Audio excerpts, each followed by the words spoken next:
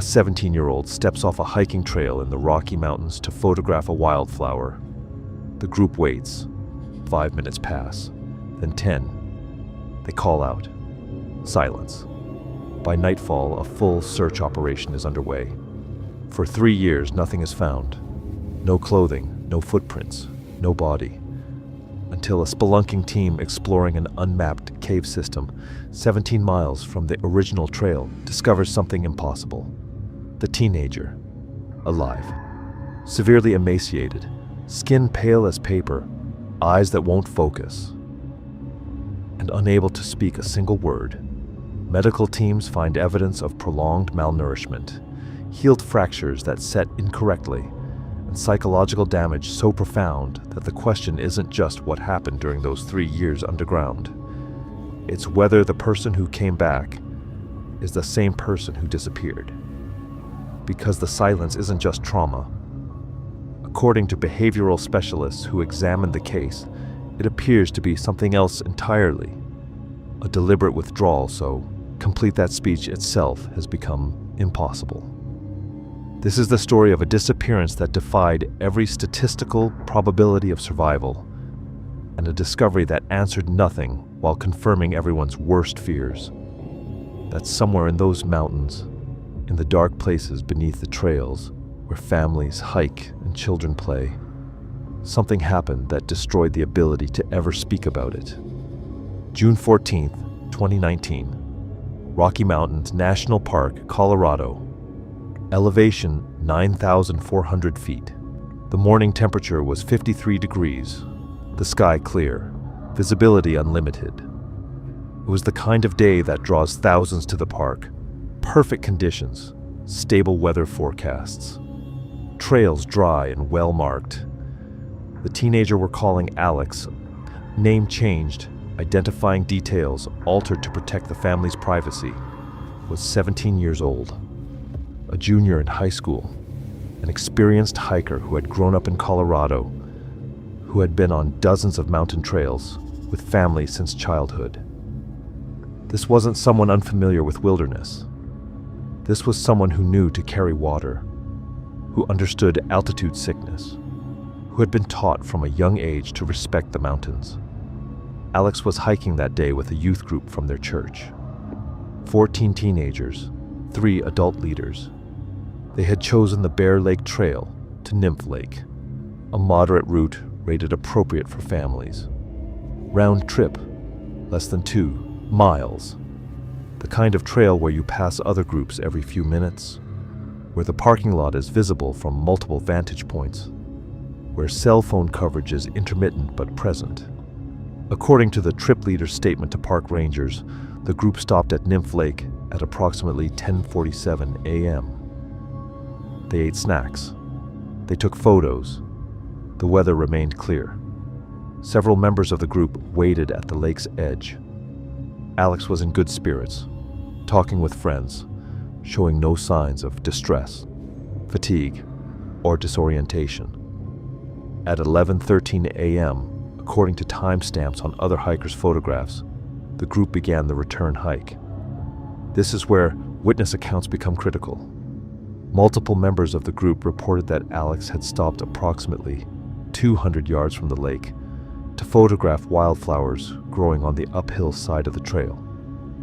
Indian paintbrush, bright red blooms that were particularly vibrant that season. The group continued walking slowly. This wasn't unusual. The adults had established a pattern of letting the teenagers spread out along the trail within eyesight, then regrouping at specific landmarks. The trail was busy that day. Park records indicate over 300 visitors used that route between dawn and noon. At 11:21 a.m., the group stopped to regroup at a trail junction. Alex was not with them. An adult leader walked back along the trail, calling Alex's name. Distance covered, approximately 400 yards. Other hikers were present along this section. None reported seeing anyone matching Alex's description. By 11:35 a.m., when Alex had not responded to calls and had not caught up to the group, the trip leader used a cell phone to contact park dispatch. Park policy categorizes a missing hiker who fails to respond to calls within 15 minutes as a potential emergency, particularly when that hiker is a minor. This is the window, somewhere between 11:13 a.m., when Alex was last definitively seen by the group, and 11:21 a.m., when the group realized Alex was not behind them. Something happened. 8 minutes, 480 seconds, on a busy trail, in broad daylight, in good weather, surrounded by other hikers. Alex vanished. The spot where Alex had stopped to photograph flowers was located within 20 minutes. The wildflowers were there. Other hikers confirmed they had walked past that exact location between 11:15 and 11:25 a.m. None had seen Alex. None had seen anyone leave the trail. The trail itself was bordered on the downhill side by dense forest and on the uphill side by rocky terrain leading toward higher elevation. There was no blood, no torn fabric, no scattered belongings. Alex's phone was never recovered, but cell phone records pulled later that afternoon showed the last ping at 11:14 a.m., connecting to a tower consistent with the location of the wildflowers. Then nothing. The phone either powered off or lost signal, never connected again. By 12:10 p.m., less than an hour after the first call to dispatch, Rocky Mountain National Park's search and rescue coordinator had mobilized an initial response team. This was no longer a delayed hiker. This was a missing person. The coordinates were logged. The timestamp was established. The search perimeter was defined. Alex had been wearing a bright blue jacket, gray hiking pants, and orange trail shoes, high visibility colors chosen specifically for safety. Alex was 5'6", roughly 130 pounds, brown hair tied back, carrying a small black backpack with water and snacks. Every detail was documented. Every witness statement was recorded. The trail was busy enough that dozens of people were interviewed within the first 2 hours. Each one asked the same questions. Did you see anyone matching this description? Did you see anyone leave the trail? Did you hear calls for help? Did you notice anything unusual? Every answer was the same. No, no, no, nothing. The mountains had taken Alex in. 8 minutes, in broad daylight, on a crowded trail, and left nothing behind but questions. The search began as they always do, with hope, with urgency, with the assumption that this would resolve quickly. Most missing hikers are found within 24 hours. They've taken a wrong turn, become disoriented, sheltered in place. They're cold, scared, maybe injured, but alive, findable. Rocky Mountain National Park search and rescue doesn't operate on assumptions.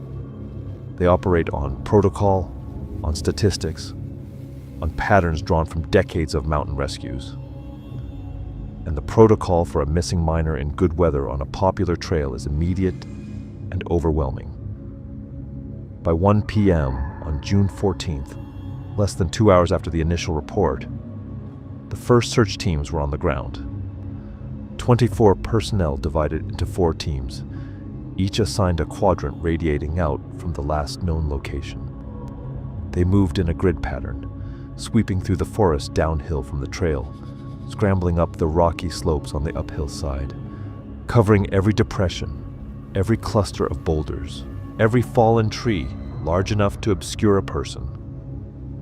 The terrain was unforgiving. The forest was dense lodgepole pine, the ground covered in deadfall and undergrowth. Visibility in some sections dropped to less than 20 feet. But this was also why trained SAR teams used specific techniques, calling out at intervals, listening for responses, marking their paths to ensure complete coverage. By 3 p.m., a helicopter was overhead, a Bell 407 equipped with FLIR, forward-looking infrared, a thermal imaging system capable of detecting body heat through forest canopy. The helicopter flew in a systematic pattern, scanning square mile after square mile, The technology can identify the heat signature of a living person from hundreds of feet above. It found nothing. By 6 p.m., K9 units had arrived from Denver. 3 search dogs, each trained in the wilderness tracking. The dogs were given articles of Alex's clothing provided by the family. They were brought to the last known location. Standard procedure is to let the dogs work from the point of disappearance outward, following whatever scent trail exists. The dogs found no trail. They circled the area, showed interest in the spot where Alex had stopped, then failed to commit to any direction. According to the K9 handler's report, this result was highly unusual. Even in cases where a person has been moved by vehicle or carried, dogs typically detect some directional scent.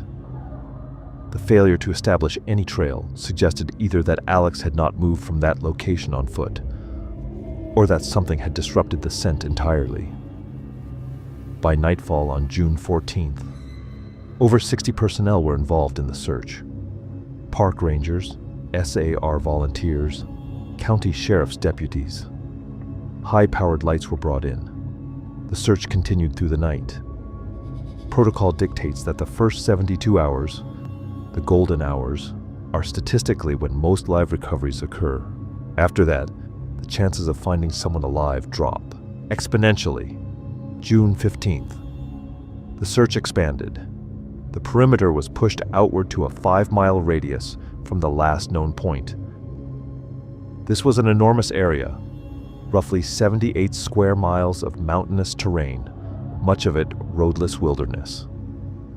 But standard models of lost person behavior suggested that even a disoriented hiker would be unlikely to travel more than a few miles from the trail, particularly in rugged terrain.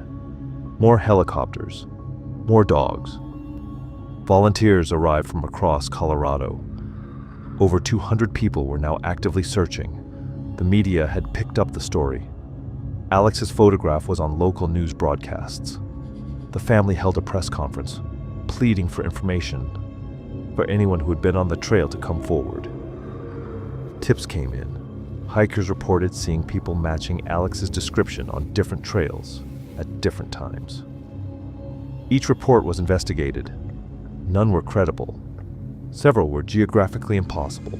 Sightings reported from locations dozens of miles apart within the same hour. By June 17th, 72 hours after the disappearance, no trace had been found. No fabric, no footprints, no abandoned backpack. Nothing. The thermal imaging had scanned hundreds of square miles. The dogs had covered every accessible area within the search perimeter. Ground teams had physically walked terrain so dense and steep that some required technical climbing equipment. The search did not stop. It continued for 2 weeks at full intensity, then was scaled back to smaller targeted efforts. The park remained open. Life continued. Other families hiked the same trails. But a section of forest near Bear Lake became marked in the minds of SAR coordinators as a place where someone had simply ceased to exist. June turned to July, July to August. The case was reclassified as a cold missing person investigation. The physical search was suspended, but the case remained open. Alex's family maintained a website, distributed flyers, kept the story alive in the local media.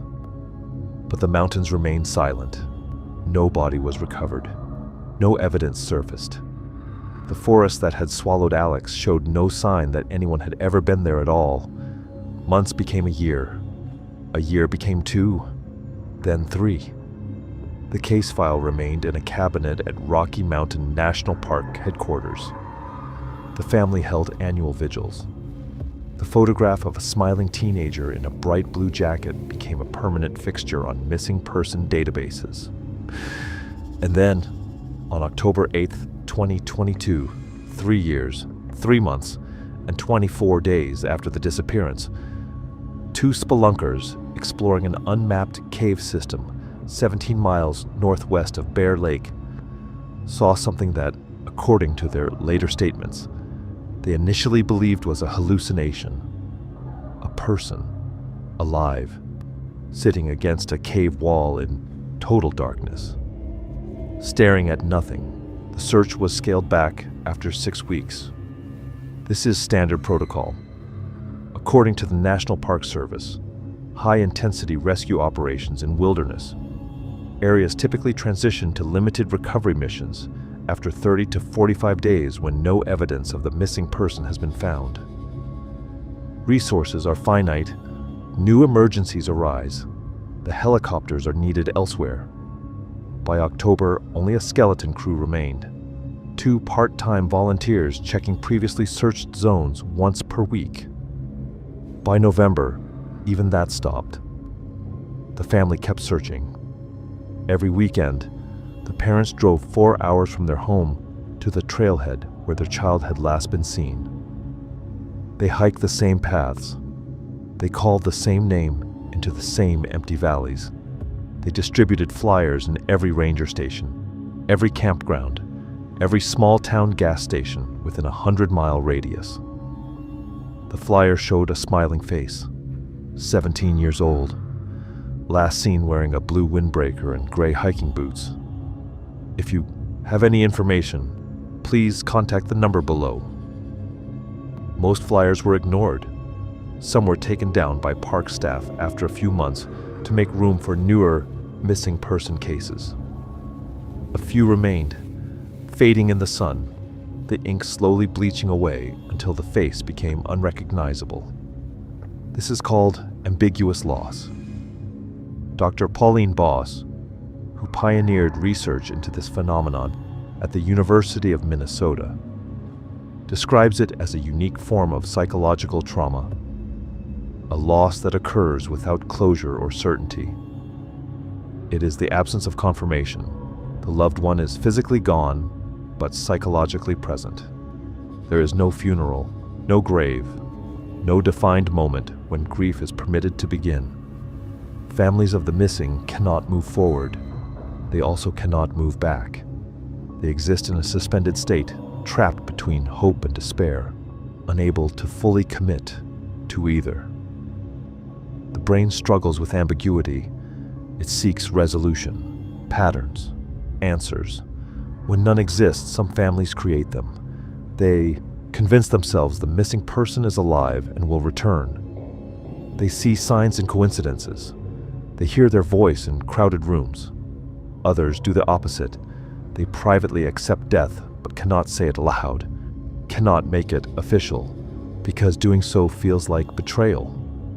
Both responses are survival mechanisms. Neither brings peace. The parents gave interviews during the first year. Local news stations covered the anniversary of the disappearance. They appeared on regional television, pleading for information, describing their child's laugh, their hobbies, the plans they'd had for college. The father's hands shook when he spoke. The mother couldn't finish sentences. By the second year, the media stopped calling. This is also standard. Missing person cases have a brief window of public attention, usually 2 to 3 weeks for cases involving minors in dramatic circumstances, according to analysis by the Pew Research Center. After that, coverage drops sharply unless new evidence emerges. The audience moves on. Producers need fresh stories. Algorithms prioritize recent content. The case file remained open, technically. It sat in a deputy's office at the county sheriff's department, one folder among dozens of other unsolved disappearances in the Rocky Mountain region. Occasionally, someone would add a note, a possible sighting that led nowhere, a hiker who thought they'd found a piece of clothing but turned out to be litter from an unrelated camper. No detective was actively assigned to the case. There was nothing to investigate, no evidence, no leads. No body, just an empty space where a person used to be. The parents' marriage fractured under the weight of it. This too is common. Studies examining families of long-term missing persons show that more than 70% of couples either separate or divorce within 5 years of the disappearance. Grief is isolating. Ambiguous loss is more so. Each parent processes differently, mourns differently, hopes differently. Resentments build. One parent wants to keep searching. The other wants to try to rebuild some version of normal life. Neither is wrong. Both are impossible. They stayed together, but barely. They stopped talking about their missing child at dinner, stopped saying the name aloud. The bedroom was left untouched, clothes still folded in drawers, posters still on the walls, textbooks still stacked on the desk. It became a shrine to a person who might be alive, might be dead, might be suffering, might be nothing but bones scattered across a mountain ravine where they would never be found. The younger siblings started having panic attacks at school, stopped sleeping, started failing classes.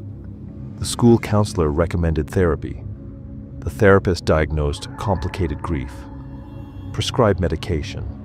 It didn't help. How do you grieve someone who isn't confirmed dead? How do you stop hoping when there's no proof hope is irrational? 3 years passed. The flyers were gone. Media had moved on to other tragedies. The search and rescue teams had long since returned to their regular operations. The case file gathered dust. But the family remained in that terrible limbo, waiting for an answer that seemed like it would never come. No one knows what happened during those 3 years. The survivor has never spoken about it, cannot speak about it, or will not. The distinction remains unclear. But the physical evidence, the medical findings, and the documented effects of prolonged isolation and captivity in similar cases allow us to construct a framework of what those years might have entailed. It would have started with disorientation. Whether the teenager was lost, injured, or taken, the initial hours would have been consumed by confusion and fear. The human body responds to acute stress with a flood of cortisol and adrenaline. Heart rate spikes. Breathing becomes rapid. Cognitive function narrows to immediate survival. Find shelter, find water, find a way out. But if those initial hours stretched into days, and days into weeks, the body begins to change. Malnutrition sets in within 72 hours without adequate food. The body starts metabolizing its own muscle tissue for energy. Cognitive function deteriorates. Reaction time slows. Memory becomes unreliable. A person trapped without food for weeks will experience severe physical degradation, muscle atrophy, weakened immune response, hair loss, and in adolescence, stunted development. The teenage brain is still forming. Prolonged malnutrition during this period can cause permanent neurological damage. Dehydration is faster. Without water, the body begins to shut down within 3 to 5 days. Kidney function fails. Confusion sets in. Hallucinations are common in the final stages. If the survivor was underground for 3 years, they had access to water, either a natural spring, runoff from snowmelt seeping through the cave system, or another source. This is not speculation. They could not have survived without it. Then there is the absence of light. Prolonged darkness does more than rob a person of sight. It disrupts circadian rhythms, the internal biological clock that regulates sleep, hormone production, and even mood. Studies of individuals held in complete darkness for extended periods, prisoners in solitary confinement, miners trapped underground, document severe psychological effects. Time becomes meaningless. Days and nights blur. The brain, deprived of a visual input, begins to create its own. Hallucinations are common. Paranoia increases. Depression becomes almost universal. A teenager held underground for 3 years would have experienced near total sensory deprivation. No sunlight, minimal sound except dripping water and their own breathing. No change in scenery, no external stimuli. The brain is not designed for this. It craves input, variation, meaning. When none exists, it deteriorates. We have precedents for long-term captivity. Natasha Kampusch was 10 years old when she was abducted in Austria in 1998. She was held in a windowless cellar beneath her captor's house for 8 years.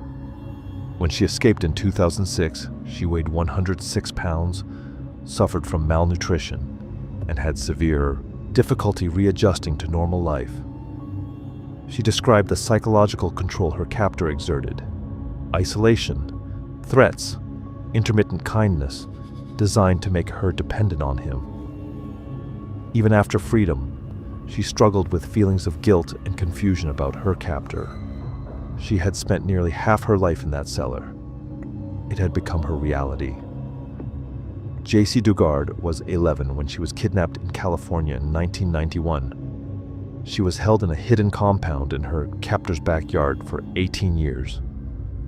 She bore 2 children during her captivity. When she was discovered in 2009, she showed signs of extreme psychological conditioning. She did not try to escape even when opportunities arose. She had internalized her captivity.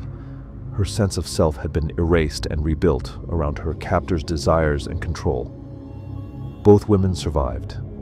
Both were found alive. Both faced a lifetime of recovery from trauma that most people cannot comprehend. Stockholm Syndrome is the term often used, though many psychologists now consider it inadequate. It describes a phenomenon where hostages develop a bond with their captors as a survival mechanism. When a person is completely powerless, when their life depends entirely on another person's decisions, the brain adapts. It reinterprets the captor's actions. Small mercies, being given food, not being harmed for a day, are perceived as kindness. The victim begins to align with the captor's perspective, not out of genuine affection, but because it reduces the unbearable cognitive dissonance of being at the mercy of someone who controls whether they live or die. If the teenager was held captive, this process would have occurred. It is not weakness. It is not betrayal. It is the brain's attempt to survive an unendurable situation. There is another possibility, though less likely given the evidence: survival alone. There are documented cases of individuals surviving for months in wilderness conditions. Though 3 years strains the limits of possibility, a person would need consistent access to water, some form of food, shelter from the elements, and extraordinary luck. In a cave system, food sources are minimal: bats, insects, small underground dwelling creatures, fungi growing on cave walls, none of it sufficient for long-term survival without severe malnutrition. And then there is the psychological cost. Humans are social creatures. Isolation, even without captivity, destroys mental health. Studies of solo polar explorers, solo sailors, and individuals in extreme isolation document hallucinations, auditory distortions, and profound depression. Many lose the ability to speak coherently after months without conversation. The brain's language centers atrophy without use. 3 years alone in darkness would break most people. When the teenager was found, they were non-verbal. They did not respond to questions. They did not cry out when discovered. They did not react to the light from the spelunkers' headlamps. Their eyes were open, but unfocused. Their body was emaciated, pale, covered in dirt and their own filth. Whatever happened in those 3 years, it had taken everything. May 14th, 2021, 7:43 a.m. 3 amateur spelunkers descended into an unmapped section of cave system 17 miles northeast of the original search perimeter. This was not search and rescue. This was exploration, a hobby. The men were documenting virgin passages, places where no documented human presence had ever existed. At approximately 9:20 a.m., nearly 200 feet below the surface, they found something that violated every assumption investigators had made about the case. A person, alive. The initial radio call to Park Service dispatch was confused, disjointed. The spelunker who made it, a geologist named Marcus Webb, later stated he didn't believe what he was reporting even as he said the words. According to the dispatch recording, Webb repeated himself 3 times before the operator understood. There was someone down here, a living human being, in a location that had never been searched, never been mapped, never been considered accessible. The cave entrance the spelunkers had used was a vertical shaft requiring technical climbing equipment. It dropped 60 feet before opening into horizontal passages. Those passages narrowed in places to gaps barely 18 inches wide, requiring crawling on stomachs through stone. The route to where they found the teenager took experienced cavers nearly 90 minutes to navigate. No casual hiker could have ended up here by accident. The location itself raised immediate, disturbing questions. The chamber where the teenager was found measured roughly 12 feet by 8 feet. It was a dead end. No other passages led from it. The only entrance was the route the spelunkers had taken, and that route required equipment, expertise, and deliberate navigation through a maze of stone that would kill anyone who entered unprepared. Yet here was a 17-year-old who had vanished 3 years earlier, sitting against the far wall of a cave chamber that shouldn't have contained anything but limestone and darkness.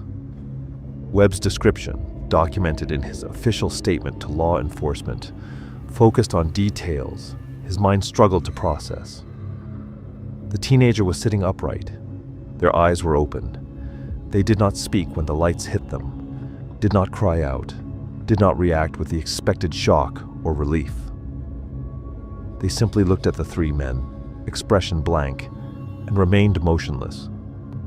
The teenager was emaciated, visible bone structure through skin, ribs outlined beneath a filthy shirt that hung loose. Their hair had grown long and matted. Their skin was colorless, the pallor of someone who had not seen sunlight in years. But they were breathing. They were conscious. They were alive. Webb stated he called their name twice before approaching. No response, no recognition. The teenager's eyes tracked the movement of the caver's headlamps, but showed no other engagement. When Webb reached out to touch their shoulder, they flinched backward against the stone wall, but made no sound. Not a word, not a cry. Complete silence. The second spelunker, David Chen, moved to assess physical condition, while Webb radioed for emergency response. Chen documented in his statement that the teenager's hands were heavily calloused, fingernails broken and torn. Their feet were bare, covered in thick calluses and old scars. Their clothing, the same shirt and pants documented in the missing person report from 2018, was deteriorated, torn in multiple places, and saturated with cave mud. But the most disturbing detail Chen noted: the teenager would not maintain eye contact. When directly addressed, they looked down or away, body language suggesting not confusion or fear, but something closer to trained response. A learned behavior. The third spelunker, Rebecca Marsh, noticed what the others had missed in their shock. Scratches on the cave wall near where the teenager sat. Dozens of them. Vertical marks carved into limestone, clustered in groups. Marsh recognized the pattern immediately. She had seen it in historical accounts of prisoners marking days. Tally marks, hundreds of them. Someone had been counting time down here. Emergency response mobilization began at 9:47 a.m. The technical rescue required for extraction from this location meant the teenager would not reach the surface for another 4 hours. Park Service rescue personnel, medical personnel trained in confined space extraction, and law enforcement descended into the cave system using the route the spelunkers had mapped. The lead paramedic, Jennifer Okafor, documented her initial assessment in the case file. The teenager was alert but non-responsive to verbal commands. Vital signs were stable but concerning. Heart rate was low, blood pressure borderline hypotensive, body temperature was 95.8 degrees Fahrenheit. They were severely dehydrated and malnourished, estimated to be approximately 70 pounds underweight for their height and age. Most critically, they would not speak. Okafor attempted multiple times to elicit verbal response. She asked their name, asked if they were in pain, asked simple yes or no questions. The teenager looked at her, appeared to understand she was speaking, but produced no sound. No words, no crying, no indication they possessed the ability to communicate verbally. The medical team made the decision to extract immediately, rather than attempt prolonged assessment underground. The teenager did not resist when moved, but also provided no active cooperation. They were passive in the way trauma victims often become, neither helping nor hindering, simply allowing their body to be handled. The extraction took 3 hours and 40 minutes. The teenager had to be placed in a rescue litter and hauled through passages barely wide enough to accommodate it. In sections where the cave narrowed to crawl spaces, rescue personnel had to push the litter ahead of them through gaps in stone, working in near total darkness with only headlamps for visibility. At 2:31 p.m., 3 years and 7 months after vanishing from a hiking trail, the teenager emerged from underground. The scene at the surface was documented by multiple law enforcement body cameras. The moment the teenager was brought into sunlight, they closed their eyes and turned their face away, a visceral recoil from brightness their body had not experienced in years. They raised one hand to shield their eyes, an instinctive gesture that was the most human movement anyone had witnessed from them. The family had been notified and was en route but had not yet arrived. The teenager was loaded into an ambulance and transported under emergency conditions to the nearest trauma center, 43 miles away. During transport, paramedics continued attempts at communication. They asked simple questions, tried to establish rapport, attempted to determine the level of cognitive function. The teenager remained silent. They watched the paramedics, responded to physical touch by flinching slightly, but produced no verbal sound. Their eyes were open, tracking movement and light, but the expression behind them was impossible to read. Not blank exactly. Something else. Something absent. The ambulance arrived at Summit Regional Medical Center at 3:18 p.m.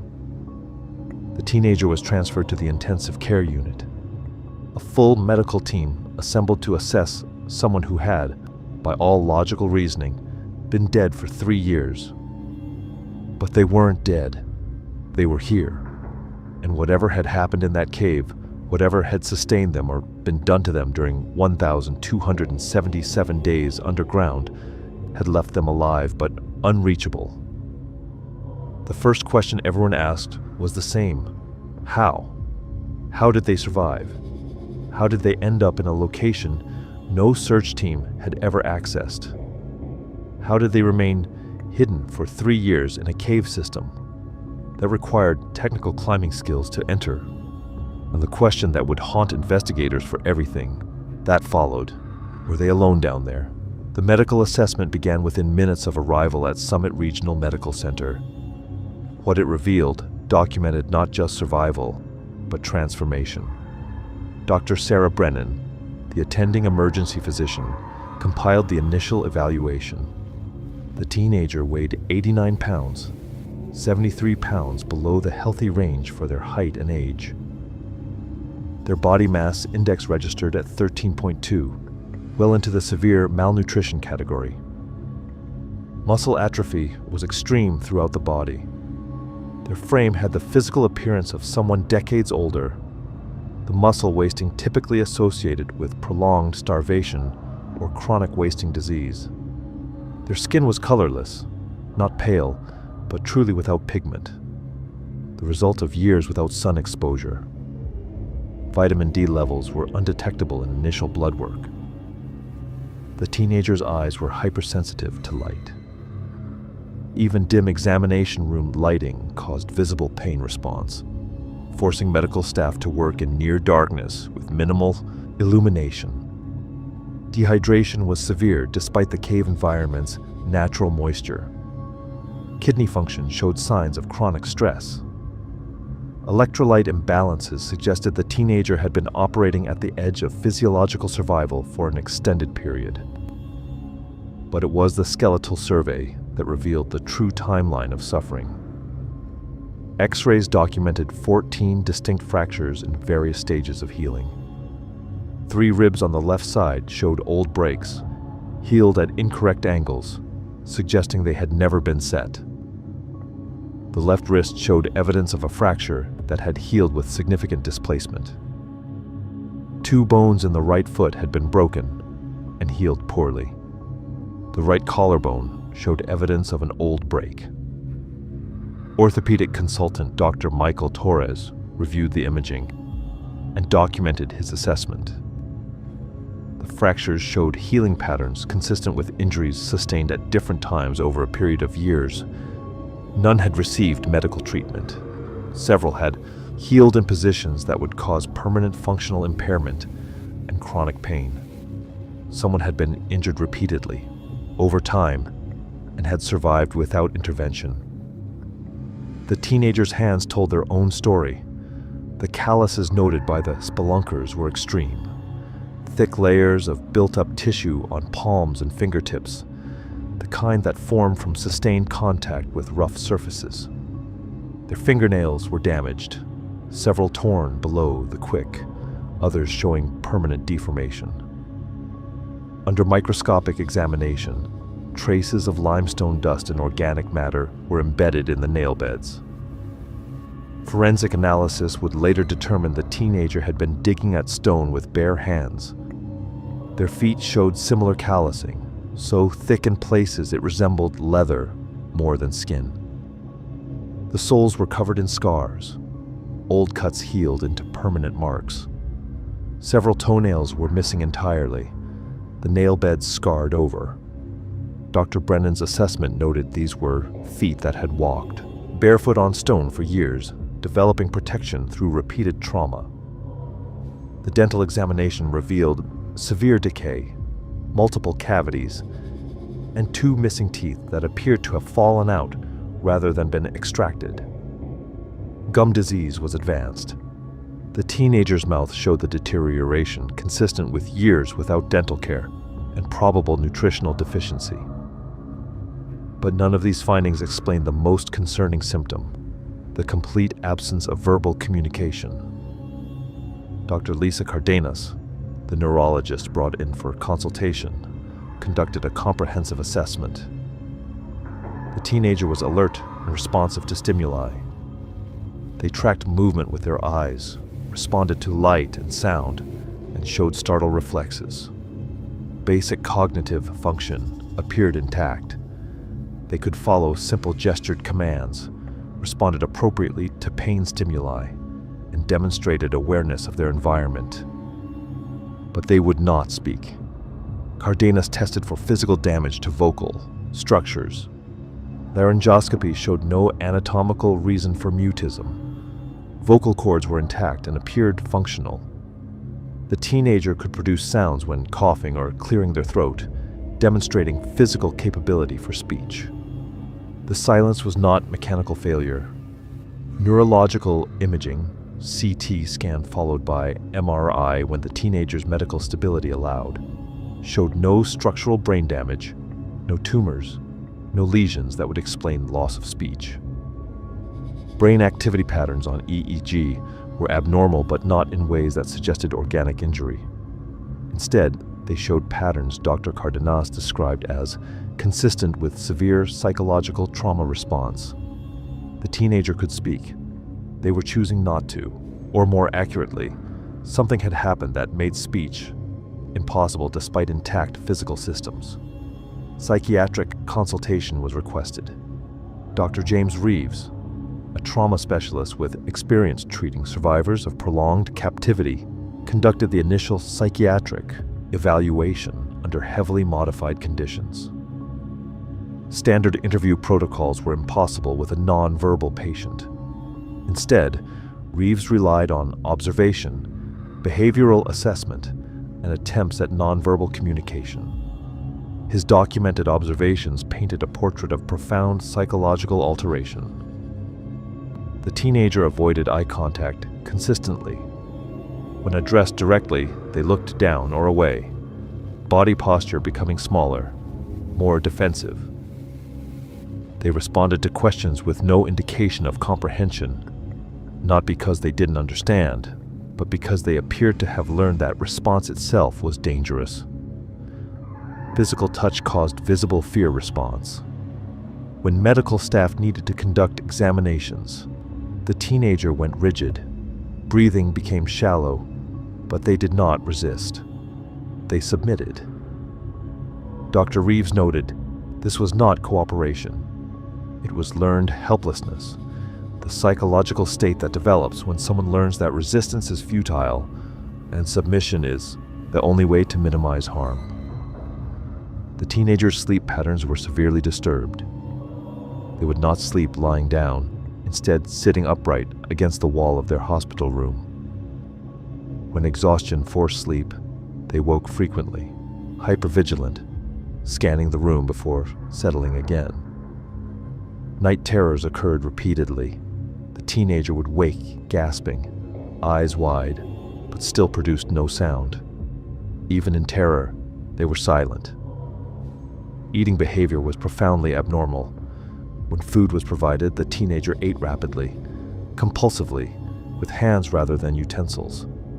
They showed no ability to pace themselves, no recognition of satiation, eating until they vomited, and then attempting to continue. Medical staff had to control portions and feeding frequency to prevent refeeding syndrome, the dangerous metabolic shifts that occur when severely malnourished individuals consume too much too quickly. Most disturbingly, the teenager showed no recognition of their own family. The parents arrived at the hospital at 6:47 p.m. on the day of discovery. The reunion was documented by hospital social services as part of standard protocol for found missing children. The mother approached first, speaking the teenager's name, reaching out to embrace them. The teenager recoiled. They pressed backward against the hospital bed, eyes wide, breathing rapid. They showed no sign of recognition, no emotional response suggesting connection to these people. The mother broke down. The father attempted approach with the same result. Fear response. Retreat. No recognition. Dr. Reeves's assessment was clinical but devastating. The teenager showed symptoms consistent with extreme dissociation, possible dissociative amnesia, and trauma bonding patterns that suggested their psychological survival had required severing connections to their previous identity. They might not remember who they had been, or they might remember but could no longer access that person. The family provided photographs, personal items, anything that might trigger recognition or memory. The teenager looked at images of themselves from before, smiling, healthy, recognizable, and showed no response, no emotion, no connection between the person in the photographs and the person they had become. Genetic testing was conducted to confirm identity despite the family's recognition. DNA analysis verified this was the missing teenager. But the person lying in that hospital bed was someone else entirely. By the end of the first 72 hours of medical care, a picture had emerged. The teenager had survived 3 years underground through mechanisms that had destroyed who they had been. Their body had adapted to darkness, minimal nutrition, and sustained physical trauma. Their mind had adapted by shutting down, by learning silence, by severing connection to identity and relationship. They were alive, but the person who had walked into those mountains in 2018 was gone, replaced by something that had learned to survive conditions no human should endure. And they would not, or could not, tell anyone what those conditions had been. The first psychiatric evaluation took place in a secure wing of the regional medical center, 72 hours after the extraction from the cave system. Dr. Elena Vasquez, a clinical psychologist specializing in trauma responses, conducted the initial assessment. According to her preliminary report, the patient, still officially listed under their pre-disappearance name, though hospital staff had begun referring to them simply as the survivor, displayed what she termed profound communicative withdrawal. This was not ordinary silence. It was not shyness, shock, or temporary disorientation. When Dr. Vasquez entered the room, the teen's eyes tracked her movement with acute awareness. They understood questions. They responded to commands. Sit down, turn your head, lift your arm. But when asked to speak, to write, even to nod yes or no to simple questions, they became completely still, not resistant, not defiant, just absent, as though the request had triggered an internal shutdown mechanism that removed them from the interaction entirely. Dr. Vasquez documented a flat affect, minimal facial expression, and what she described as a gaze that seems to look through rather than at the observer. The patient's breathing would become shallow during attempts at verbal engagement. Their hands, which had been resting calmly in their lap, would begin to tremble. These were not signs of someone refusing to speak. These were physiological fear responses to the act of communication itself. The medical team consulted specialists from 3 different institutions. The consensus diagnosis fell under the umbrella of traumatic mutism, a severe dissociative response where the brain essentially severs the connection between thought and verbal expression as a protective measure. In the psychological literature, cases of traumatic mutism typically follow a single catastrophic event, a violent assault, witnessing a death, surviving a disaster. But this was different. This was not one event. This was 3 years of continuous, unrelenting trauma that had trained the patient's nervous system to associate speaking with danger. Dr. Richard Kaminsky, a neuropsychologist brought in from the University of Colorado, explained the mechanism in his consultation notes. The brain, he wrote, operates on a fundamental principle: survival above all else. When a person experiences trauma so severe that processing it through normal cognitive channels becomes unbearable, the mind creates barriers. Traumatic mutism is one such barrier. It is not a choice. It is not stubbornness. It is the psyche erecting a wall between the conscious self and the memories it cannot safely access. To force the patient to speak would be to tear down that wall before they have the structural support to withstand what lies behind it. The team attempted nonverbal communication methods. They provided notebooks, tablets with typing interfaces, illustrated cards depicting emotions and basic needs. The teen could use these tools for immediate physical requirements, pointing to a picture of food when hungry, selecting a card showing exhaustion when tired. But any attempt to direct these tools toward questions about the past resulted in the same shutdown response. The hand holding the pen would freeze mid-air. The finger hovering over the tablet screen would pull back. The patient would turn their face away, eyes unfocused, breathing shallow, gone somewhere the medical team could not follow. Family members were permitted supervised visits. The mother, who had not left the hospital since her child was found, sat beside the bed for hours without speaking herself, simply holding a hand that occasionally squeezed back. The father attempted conversation once, gentle questions about comfort, about feeling safe, and watched his child's eyes go distant and empty. He did not try again. They were learning a new language, one built on presence rather than words, on patience rather than answers. The psychiatric team made a unified recommendation: do not push, do not probe, do not attempt to extract testimony, narrative, or explanation. The patient's silence was not withholding evidence from an investigation. It was the only reason they were still psychologically intact enough to have been retrieved at all. Whatever happened in those 3 years had required this level of psychological fortification to survive. The truth was locked away, and the survivor held the only key, one they were not capable of turning and might never be. Without a verbal account, the investigation became an exercise in forensic archaeology. The body itself was the primary document. Dr. Sarah Chen, the chief medical examiner assigned to the case, conducted a comprehensive physical assessment that took nearly 6 hours, with breaks built in when the patient showed signs of distress. Her final report ran to 43 pages and painted a portrait of prolonged suffering written in bone, tissue, and scar. The skeletal survey revealed multiple healed fractures. 3 ribs on the left side showed signs of breaks that had mended without medical intervention. The bone forming rough calluses where it had knit itself back together. The left ulna, the forearm bone, had a similar injury, healed at a slight angle that suggested it had never been properly set.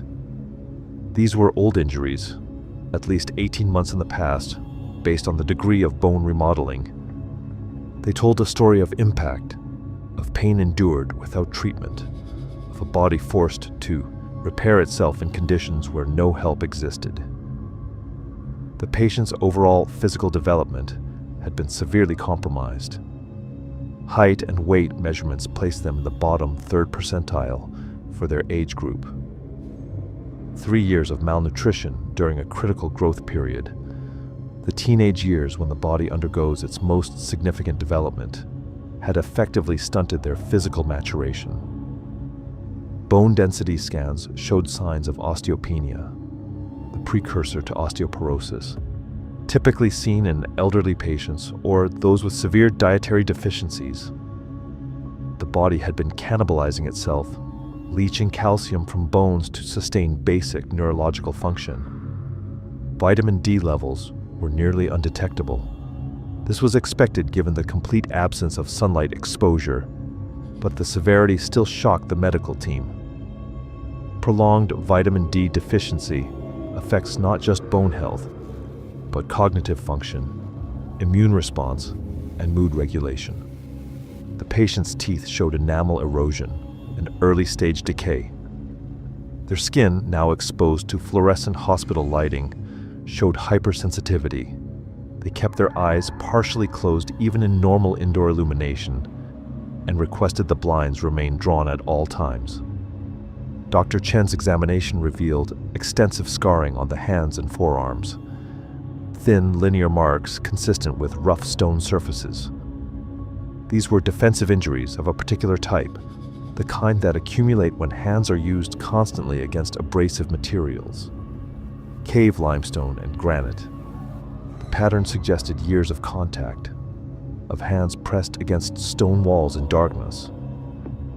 Some of the scars formed geometric patterns on the palms, as though the patient had gripped the same sharp rock edges repeatedly in the same position. The psychological evaluation continued in parallel with the medical assessment. Dr. Vasquez conducted daily observation sessions, documenting behavioral patterns that emerged as the patient stabilized physically. Hypervigilance was constant. The teen's eyes tracked every person who entered the room, every sound in the hallway. They startled at sudden movements. They positioned themselves in the hospital bed, so their back was never to the door. These were not temporary fear responses. These were ingrained survival adaptations, automated threat assessment behaviors that had become the default setting. Sleep patterns were severely disrupted. The nursing staff reported that the patient rarely achieved more than 90-minute stretches of rest, even with sedatives. They would wake suddenly, fully alert, eyes scanning the dark room as though expecting danger. They refused to sleep with the door closed. They would not eat food they had not watched being prepared. Trust had been stripped away at such a fundamental level that the ordinary assumptions of safety, a locked door means security, hospital staff mean help, no longer registered. Dr. Vasquez introduced the the concept of learned helplessness in her assessment.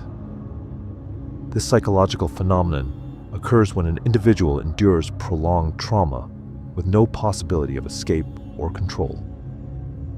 Eventually, the person stops attempting to change their circumstances, even when opportunities arise.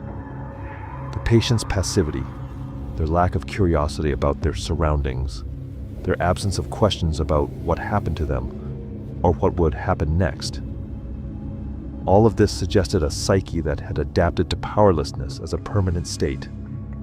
There was also the matter of dissociation. During moments of stress, a loud noise in the corridor, a nurse approaching too quickly, the patient's affect would flatten completely. They would become utterly still, eyes open but unseeing, breathing reduced to shallow sips of air. They were physically present but psychologically elsewhere, gone to some interior space where the external threat could not reach them. This was not fainting or panic. This was a practiced escape mechanism, refined over years of use.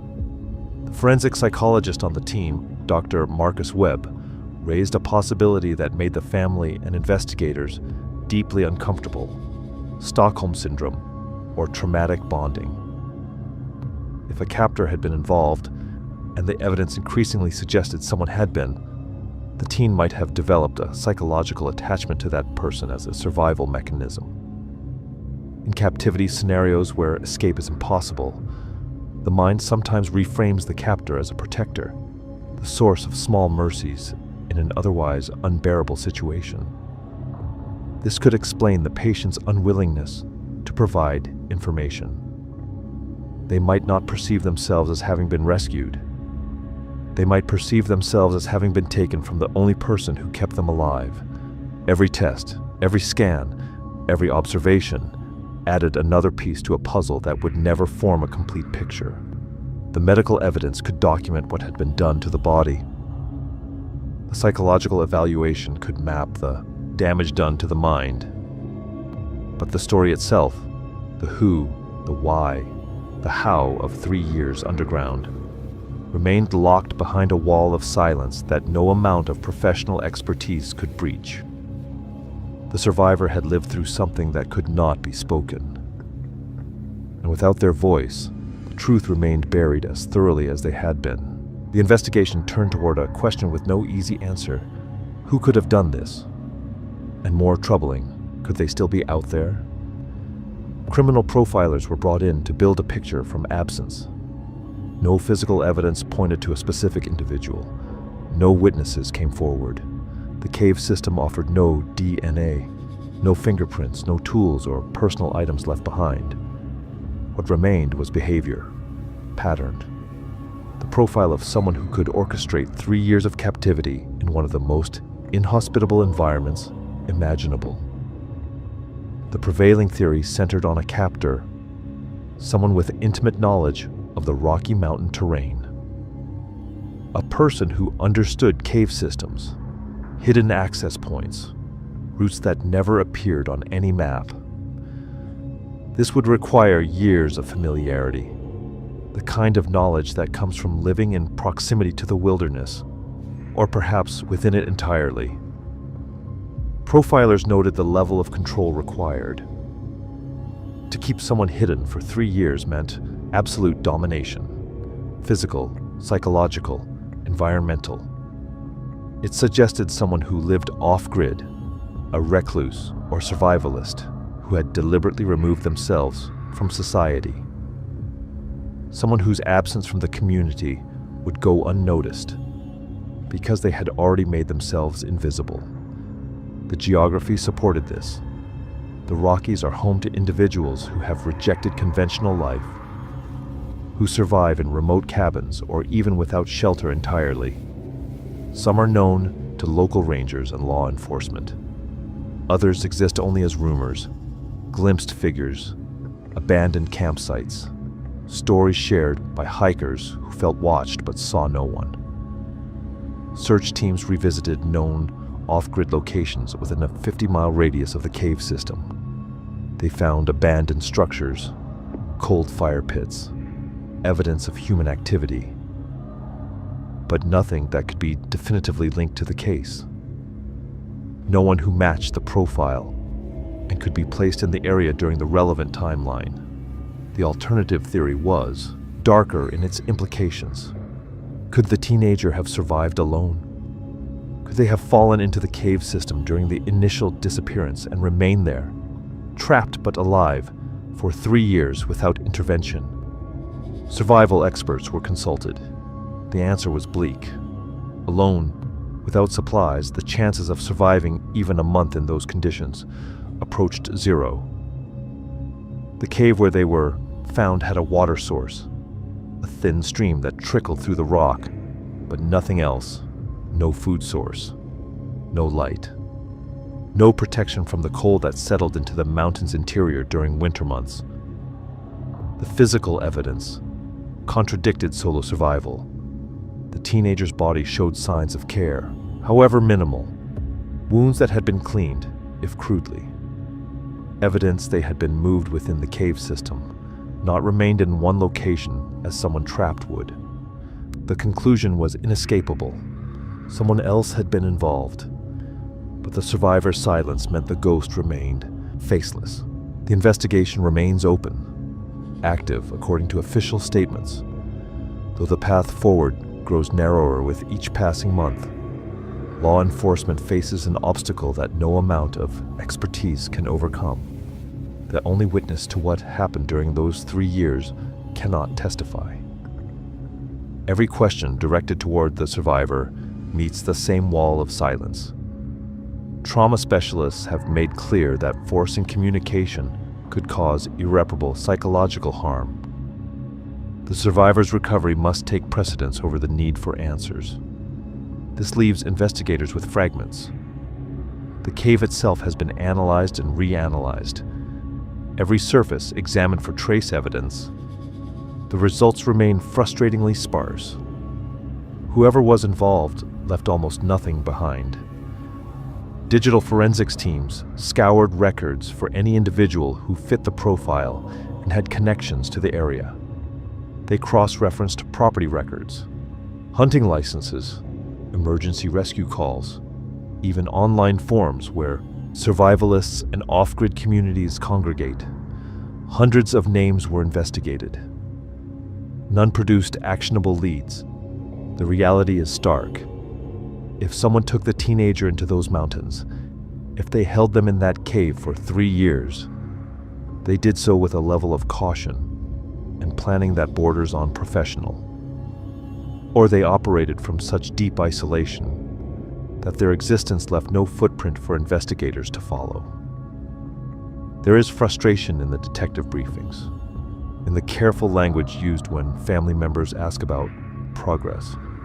The case is not cold, but it has reached a point where forward movement depends on something breaking, a confession, a witness, a piece of evidence that has so far remained hidden. The family has learned to live with uncertainty, not acceptance. The distinction matters. They continue to advocate for the case to remain in the public eye, for resources to stay allocated, for the search to continue even as years stretch into a different kind of waiting. The survivor's identity remains protected, their location undisclosed. The family has requested privacy as the long process of healing continues. There will be no interviews, no public statements. The choice to speak, if that ability ever returns, belongs to the survivor alone. What remains is the knowledge that somewhere in the mountains, or in a community nearby, or perhaps still moving through the wilderness, there may be someone who knows exactly what happened. Someone who orchestrated 3 years of captivity and has so far evaded every effort to find them. Or the truth is something else entirely. Something that exists in the gap between the teenager who walked into those mountains and the silent figure who emerged from beneath them. Some questions resist answers. Some mysteries remain locked away, not in caves or forests, but in the mind of someone who survived something the rest of us can only attempt to understand from the outside. The investigation continues. The family waits. and the survivor moves forward through the slow, private work of reclaiming a life that was taken, knowing that justice may never arrive, but that survival itself is a form of resistance against whoever or whatever tried to erase them completely. The survivor's journey continues today, not toward a Hollywood ending, but through the quiet, difficult work of healing. Speech therapy, trauma counseling, small steps back toward a world that became foreign during 3 years in darkness. Some days bring progress, others bring setbacks that erase weeks of work. The investigation remains open. Somewhere in those mountains, answers may still exist. A hidden entrance, physical evidence weathered but not destroyed, perhaps even a perpetrator who believes they'll never be found. But this case represents something larger than one unsolved mystery. It's a reminder that behind every cold case file is a real person who experienced real horror. Someone's child, someone who had dreams, favorite songs, plans for the future. Whether they can speak or not, their story deserves to be told. Their suffering deserves to be acknowledged, and their fight to reclaim their life, one silent day at a time, deserves to be honored. Because someone, somewhere, is still waiting for answers, and we refuse to let the silence win.